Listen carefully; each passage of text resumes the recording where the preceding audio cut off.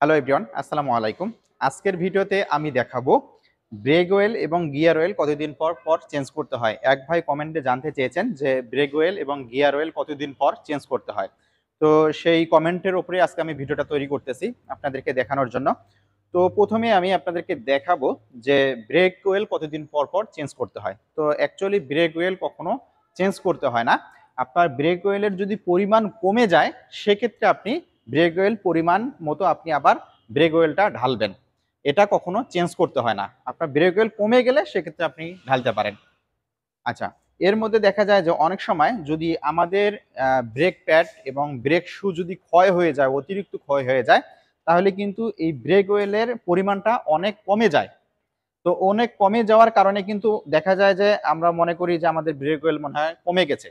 তো যখন আপনারা গাড়িটা সার্ভিসিং করবেন দেখবেন যে আপনার ব্রেক আসলে ঠিক আছে কিনা, ব্রেক প্যাড ব্রেক শু ঠিক আছে কিনা। যদি ঠিক থেকে থাকে তাহলে অবশ্যই আপনার হয়তো মাস্টার সিলিন্ডারে অথবা কোনো জায়গায় আপনার লিক আছে, সেক্ষেত্রেও কিন্তু কমে যেতে পারে।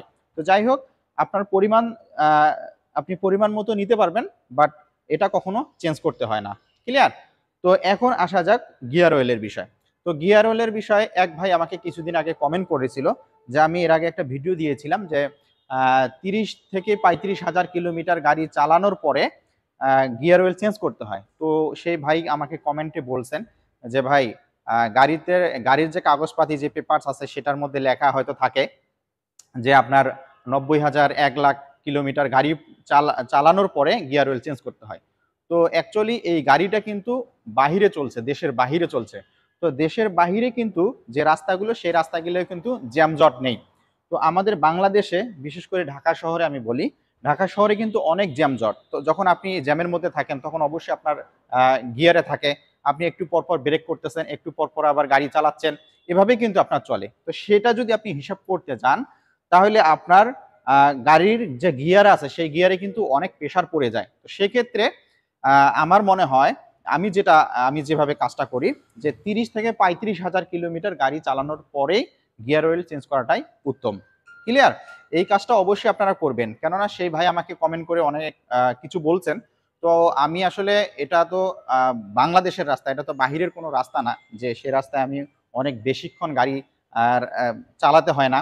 তো যতটুকু চালাই ততটুকুই ফ্রি আমি পাই এবং আমার অত ব্রেক করা লাগে না। কিন্তু বাংলাদেশে আপনি যদি ঢাকা শহরে ঘুরে আসেন, আপনি এমন এমন জায়গা আছে যে আপনি যদি ধানমন্ডি যান তাহলেও ধানমন্ডি থেকে উত্তরা আসতে আপনার মনে করেন যাওয়া আসা সারাদিন লেগে যেতে পারে।